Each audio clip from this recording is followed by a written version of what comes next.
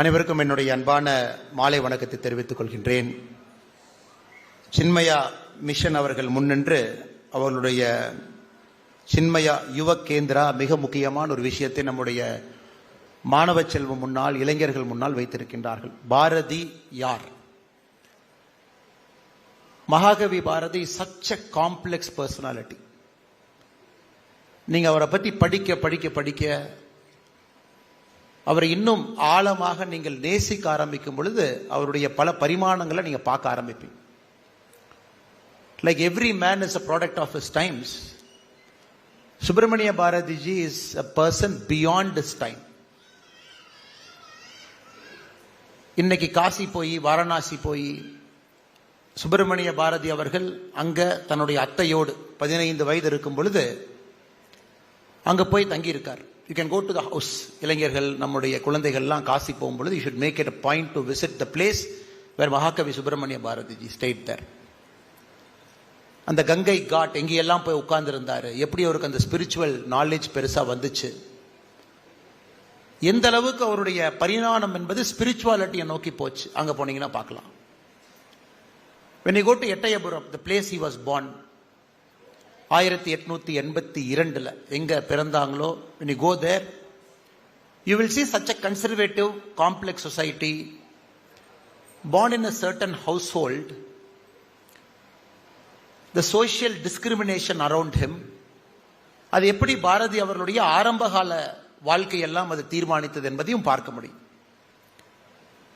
மகாகவி Bharathi is also such a unique person. At the age of 5 he lost his mother, age of 15 he lost his father. So 15 வயதுல தந்தை தாய் இருவரும் இல்லை, தன்னுடைய அத்தையோடு கிளம்பி காசிக்கு போறாங்க. This is one part of his life. இத பத்தியே நம்ம பேசலாம், ஒரு பெரிய மேடை போட்டு மணிக்கணக்கில் பேசலாம்.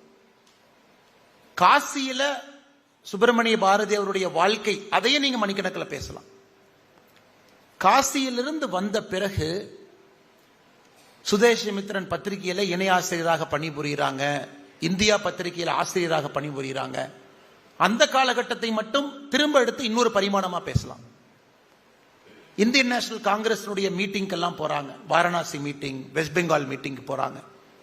சிஸ்டர் நிவேதிதா போன்ற அற்புதமான மனிதர்களை சந்தித்து பெண்களுடைய உரிமையை பற்றி இன்னும் ஆழமாக சிஸ்டர் நிவேதிதா அவங்க இன்ஸ்பயர் பண்றாங்க. அது ஒரு தனியா பெண் விடுதலை பற்றி தனியா நீங்க பேசலாம். பாண்டிச்சேரியில 10 ஆண்டு காலம் பிரிட்டிஷ் அரசு தன்னை கைது செய்து விடுவார்கள், தன்னுடைய வாழ்க்கை பாதிக்கக்கூடாது, எழுத்து பாதிக்கக்கூடாது, தான் தொடர்ந்து எழுத வேண்டும் என்று 10 ஆண்டு காலம் பிரெஞ்சு கண்ட்ரோல் பாண்டிச்சேரி, அது தனியா நீங்க எழுதலாம். சோ சுப்பிரமணிய பாரதி அவர்கள் such an extremely complex personality. அவர்களுக்கு நிச்சயமாக இந்த மேடையில பாரதி யார் என்கின்ற ஒரு நிகழ்வு தேவைப்படுகிறது. ஒரு கண்ணன் பாட்டு, ஒரு குயில் பாட்டு அப்படியே வேற மாதிரி இருக்குங்க. பாஞ்சாலி சபதம் ஆக்ரோஷமாக பெண்ணினுடைய விடுதலைக்கு அப்படியே வேற மாதிரி இருக்கும். Extremely thoughtful scientific writings. 1901 radio வந்த பொழுது மகாகவி சுப்பிரமணிய பாரதி இங்க எழுதுறார், காசியில் பேசும் முறைதான் காஞ்சியில் கேட்பதற்கோர் கருவி செய்வோம் அப்படிங்கிறார். காசியில யாராச்சும் பேசுறாங்கன்னா காஞ்சிபுரத்தில் அதை கேட்கணும். Can we invent a device to listen to what people are speaking in Kasi and Kanchi? Extremely different personality. சில ரைட்டிங்ல 3 மனிதர்களை அனுப்ப வேண்டும். சுயசார்பு பாரதம், இன்னைக்கு நாம ஆத்ம நிர்பார் பாரதத்தை பத்தி பேசணும். அந்த காலகட்டத்தில் சுயசார்பு பாரதத்தை பற்றி மிக ஆழமாக பேசணும்.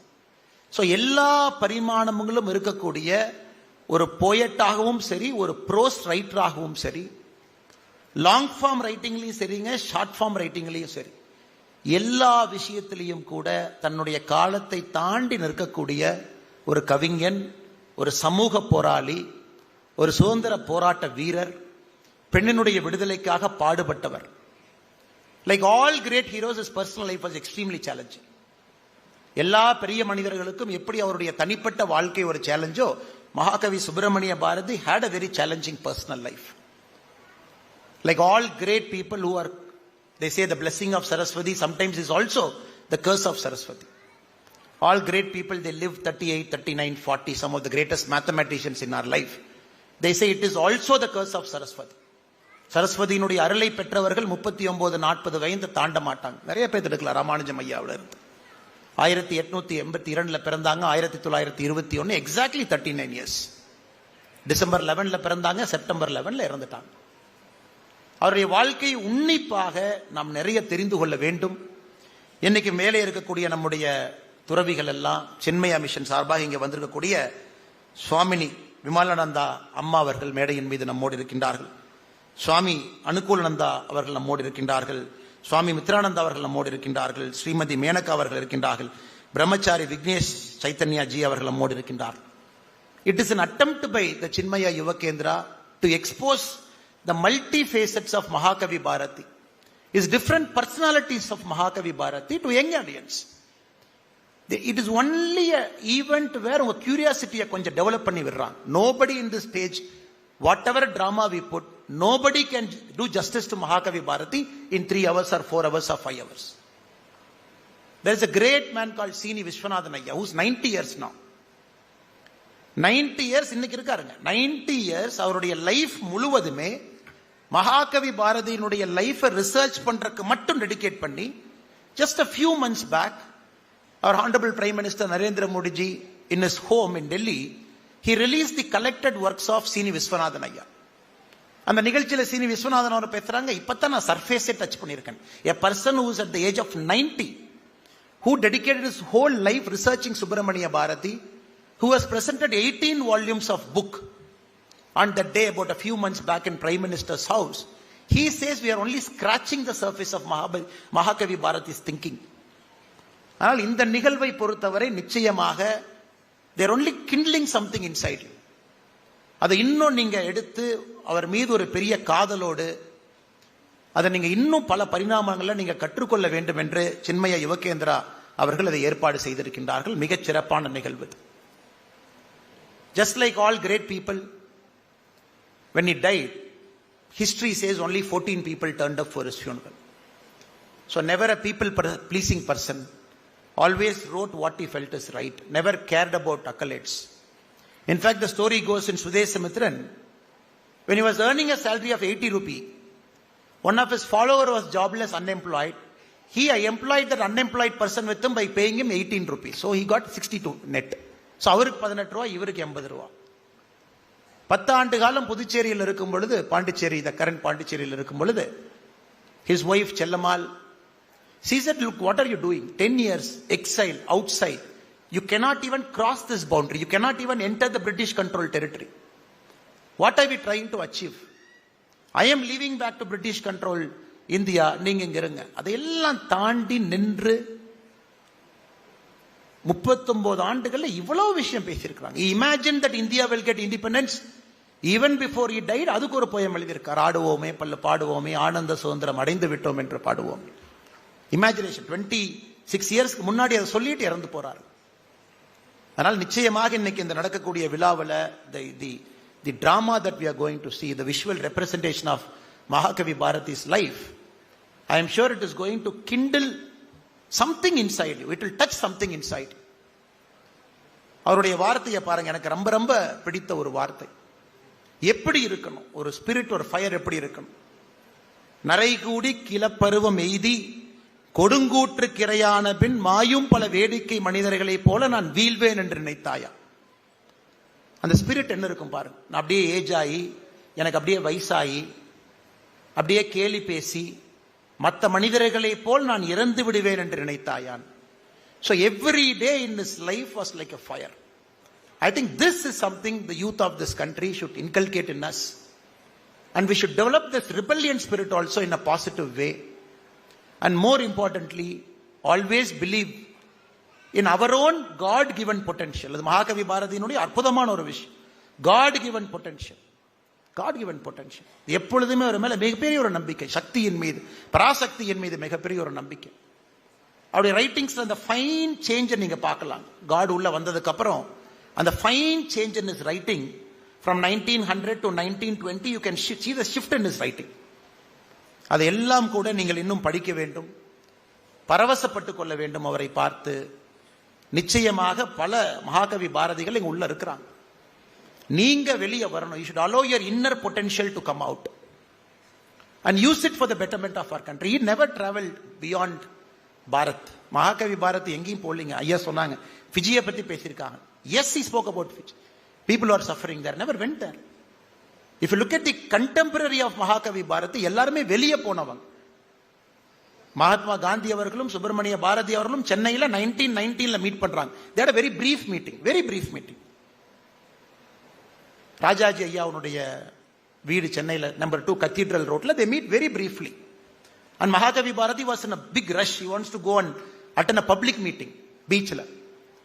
ஸோ காந்தி ஐயாட்ட கேட்குறாங்க, ஐயா உங்களுக்கு கொஞ்சம் நேரம் இருக்குன்னா நான் பீச்சில் இப்போ ஒரு பப்ளிக் மீட்டிங் அட்ரஸ் பண்ணுறேன், நீங்கள் சீஃப் கெஸ்ட்டாக வந்தால் கொஞ்சம் நல்லா இருக்கும் அப்படின்னு. காந்திஜி ஆஸ்க் செக்ரட்டரி, நம்ம ப்ரோக்ராம் 5 மணிக்கு என்ன இருக்குன்னு. Secretary says you have some other meeting. Then Gandhiji politely says so I can't come mister Bharati, நீங்கள் போய் உங்கள் மீட்டிங் பண்ணுங்க. Just imagine if the fate and the history is kind to this 2 individuals. If Mahakavi Bharati and Gandhiji got connected in that particular day, if Gandhiji was able to find time to go to that stage, listen to Mahakavi Bharati's fiery speech in person, India's history would have taken a different turn. So history la pathina ethaniyo unconnected dots. You meet somebody briefly, you might not get an opportunity to kind of mingle with them, but engiyume polinga only. But அவரே language கத்துக்கிட்டார். இன்னைக்கு we have a big debate, should we learn one language, should we learn 2 languages? Look at the fluency. French, Urdu, Hindi, English, Bengali. Or a language in a proficiency. It is not that he knew bonjour அந்த மாதிரிலாம் இல்லைங்க. Very deep knowledge of French. He can write, he can speak. இத்தனை மொழிகளை படித்து விட்டு மகாகவி சொன்னான், யாமறிந்த மொழிகளிலே என் தமிழ் மொழி போல் இனிதாவது எங்கும் இல்லை. வெறும் தமிழ் மொழியை மட்டும் தெரிஞ்சுக்கிட்டு என்னுடைய மொழியை போல் இனிமையாதுன்னு சொல்லி இத்தனை மொழியை படிச்சுட்டு he said. Because he wanted people to learn more language, because it unlocks the potential of other great literatures present in the other language to you. ஒரே செகண்ட்ல it unlocks the potential. இவ்வளவு பேர் உட்கார்ந்து 100 ஆண்டுகள் 200 ஆண்டுகள் they write a literature. Only if we know that language, the potential of that much knowledge gets unlocked to you because you know that language. அது Mahakavi Bharati was a man ahead of his time. அதெல்லாம் இன்னைக்கு இருக்கக்கூடிய நம்முடைய இளைஞர்கள் not getting into this political debate. One party wants 2 language, one party wants 3 language. Whichever party we support, but we should try to learn more languages, because more languages takes you next level. Last phase பத்தி சொன்னாங்க. In fact, his friend Parthasarathi temple சென்னையில, supposedly he tried making the Yana elephant to be his friend. Every time Mahakavi went there, he took a coconut, couple of bananas, tried feeding that elephant, tried to get that brotherly love. Trunk எல்லாம் back பண்ணி என்னென்னமோ பண்ணி பார்த்தாரு. But that fateful day, unfortunately, a day that will always grieve as Tamilians, as Indians, we lost the potential, great potential of a young man at the age of 39. That fateful day, the temple elephant just lifted him outside that iron gate, pulled him inside. அவருடைய பண்ணி அவரை கீழே போட்டு ட்ரங்க்ல குத்தி. After that, Mahakavi Bharati suffered for about 3 months, then he passed away. But the last public meeting of Mahakavi Bharati, it happened in Kongu region. It happened near Erode, Karungalpalayam. That is the last place where Mahakavi Bharati publicly he came before he got trampled by the elephant. So in our place, இன்னைக்கு இருக்கு, he came to open a library. So இதெல்லாம் நீங்க பார்க்கணும். The students who are here, wherever Mahakavi Bharati is connected, you should make an attempt to go see where is he connected. You should go to Kasi, go to his place where he lived. Go to Ettayapuram. இன்னைக்கு எட்டயபுரம் போனீங்கன்னா the whole house is covered with a green cloth because the house is falling.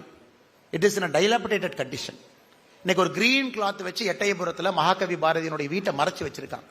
It's a very pitiful sight to see the place where our great heroes have lived. நம்ம என்ன மரியாதை உங்களுக்கு கொடுக்கிறோம் அப்படி. அதெல்லாம் கூட நீங்க சரி பண்ணணும். You should respect, bring these heroes back, give them the highest form of respect, because ஐயா சொன்னாங்க Mahakavi Bharati is the first poet whose work got nationalized. சாதாரண விஷயம் இல்லைங்க. First poet, 1949. 1949, a poet whose work got nationalized. 1949 we nationalized, because we felt his writings are far ahead of his time. Mahatma காந்தியுடைய biography எழுதினவங்க, Subramaniya Bharathi அவங்களுடைய biography எழுதினவங்க, they earned more than Subramania Bharati himself. The people who translated Subramania Bharati's Tamil speech into English, the translator earned more money than Subramania Bharati himself. These are all very peculiar things in history. A person, when he is alive, sometimes the society doesn't respect. 14 people turn up for the funeral. When we look back at the life and the writings they gave, அதை பார்க்கும் பொழுது காலத்தை கடந்து நிற்கக்கூடிய ஒரு வரிகளாக, சொற்களாக, பாடல்களாக எல்லாமே இருக்கக்கூடிய ஒரு மனிதர். Now I wish Chinmaya Yuvakendra, especially the people who are coming to the stage now, to perform such a complex personality's life, to bringing it to drama, ke oru dhairya venunga, adukku oru dhairya venum. The people who are attempting in the stage, they should have a courage to come here and to bring this great man's life here. I think the courageous people will come to the stage, they'll perform, and they will rekindle something in us. அதை வச்சு நாம் இன்னும் நிறைய படிச்சு சுப்பிரமணிய பாரதி அவங்களை பத்தி தெரிஞ்சுக்கிட்டு இன்னும் நாம் நல்ல மனிதர்களாக வாழ்வதற்கு இன்னைக்கு ஒரு பாடமாக நீங்கள் எடுத்துக்கொள்ள வேண்டும் என்று சொல்லி பெரிய மனிதர்கள் அமர்ந்திருக்கின்றார்கள். மேடையினுடைய முன்புறத்துல பின்னாடி எல்லாமே இருக்கிறாங்க. It only shows the quality that Coimbatore always can have. Coimbatore is a place where quality of people will always respect icons like this, will give their time in an evening, come back, sponsor this event. The industrialist and common people will sponsor an event of this nature. They come and present. No city in our country we can see this kind of a people who are well versed in our dharmic sense. So I congratulate everybody who is a sponsor for this event. யாரெல்லாம் நேரம் கொடுத்து வந்திருக்கின்றீர்களோ உங்களுக்கும் அந்த பெருமை வந்து சேர வேண்டும் என்று சொல்லி